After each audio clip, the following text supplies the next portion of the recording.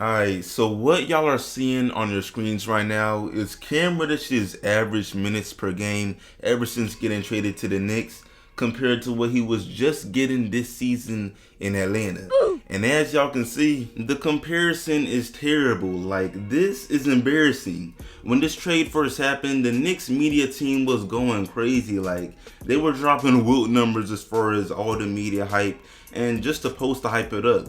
And now, literally just a few weeks later, reports have come out that Coach Thibs didn't even want the man. Reporter Mac Berman, who's a source close to the Knicks, exposed this news, and yeah, he basically said that the Knicks president Leon Rose made this deal with Atlanta even though he knew Coach Thibs ain't want him. Like, he was not on board with it, and they did it anyway. So yeah, things are going left fast, and it's looking like Cam won't be on the Knicks for much longer. So yeah, we're gonna get into that in this video and just what's going on with Cam Reddish, because when this trade first went down, it was looking like Atlanta got robbed. Like, the Knicks gave away Kevin Knox and some other players or some other things Knicks fans don't care about. And now a few weeks later, man, Cam Reddish is averaging less than 10 minutes per game. That's ridiculous. So yeah, but really quick before I move on, what's up YouTube? Plug Speaks back with a video. If you're new, first of all, welcome to the channel. Like and sub if you enjoy.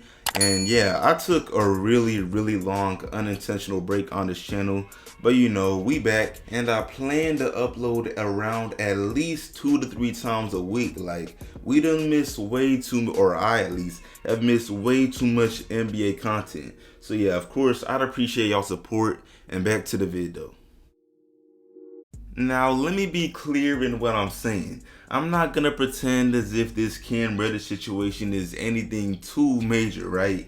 It's not like Thibs is benching someone that could potentially turn the Knicks season around or anything like that. Nah, he's not an all-star, and if we're being honest, he's barely a consistent starter in this league. And yeah, I mean, it's just not a huge deal, but it's still worth talking about. Like, Cam Reddish is not a bum. He was literally having his best season to date before he was traded, averaging a smooth 12 points and nearly 3 rebounds on 38% shooting from 3, while getting less than 25 minutes a game.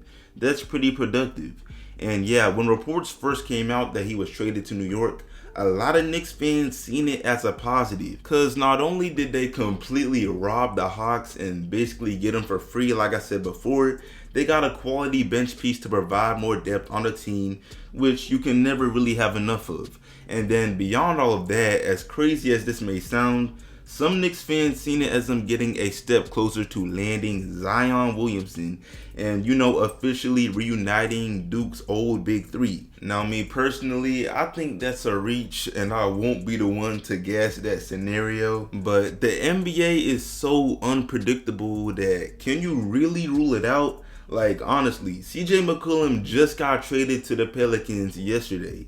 That nothing can be predicted in the NBA. But yeah, back to Cam Reddish. We're not talking about some bum, and yet he's been treated like one. And to be real, we didn't even really need these reports to come out to know how Thibs feels about this trade. I mean, it's kind of obvious, bro. The same guy that dropped a career high 34 points with 6 threes just in December is averaging under 10 minutes a game. How ridiculous does that sound? Coach Thibs is basically saying he can't find room for more than 10 minutes for Cam in a game. I mean, you would think the Knicks were having such a great season or just in such a great flow right now to the point that they don't really want to shake up the rotation, but nah, not even close. At the time of this recording, the Knicks are 24-30, 6 games under 500, and the 12th seed in the Eastern Conference. They're bad. They need help.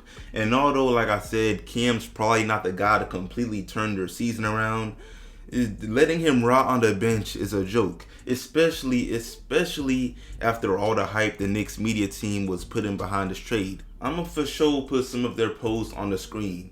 And performance aside, like just from a PR standpoint, How do you hype something up like this and then turn around and let this happen? Listen, I'm sure running a team is not easy, obviously, but even as a fan, it's certain things you don't let happen. And it's like the Knicks just consistently make these mistakes. But anyway, I'm not gonna stretch this video out too long. Y'all get the point with Cam Reddish.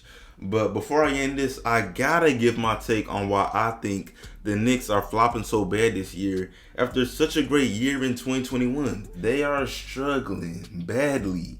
And yeah, I'm not gonna lie, it'd be really easy to put the blame on Julius Randle and the fact that he's just not hooping like he was last year. I mean, after his performance in the 2021 playoffs, he really hasn't looked like the guy that was just getting MVP chance just last season. However, it's not all his fault. Anyone that says that is definitely trying to push an anti-Julius Randle agenda for sure. But yeah, now there's plenty of reasons as to why the Knicks just aren't as good. Now, for one, bro, the East has gotten way better over the years. I mean, think about it. There were teams that we already expect to be good based off recent history like the Nets, Bucks, 76ers, or even the Celtics. But then there's also teams that got buff in the offseason like the Bulls or the Miami Heat. And then there's teams that seemingly came out of nowhere like the Cavaliers. Them boys are literally the 4th seed in the East right now and almost had 2 All-Stars. No one predicted this. So yeah, man, the East is just not sweet no more, and the Knicks, they haven't adjusted.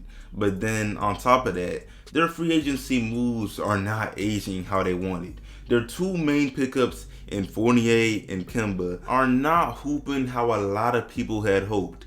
And trust me, I'm a huge Kemba fan, so this ain't nothing I want to admit, but at this point in my man's career, he's far too inconsistent to be a starter on a team that really wants to go somewhere. I mean, if we're talking playoffs, competitive runs, deep runs, he's not your guy. Now, 2019, 2018, for sure, but not anymore. And then Fournier, he's just getting paid way too much to do what he does. But yeah, my last reason is really simple.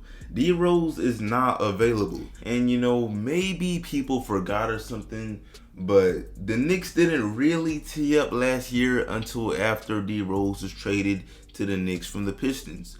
So yes, it's just not a coincidence to me that the Knicks currently suck. Like, they're bad, but we might see a drastic change once this man returns. But yeah, man, I'm finna wrap this video up. Y'all let me know what you think will happen with this Cam Reddish situation in New York. Do you agree that his talent is going to waste? Why not? And yeah, y'all know my take. Why even trade for the guy if he's gonna get no PT? It makes no sense.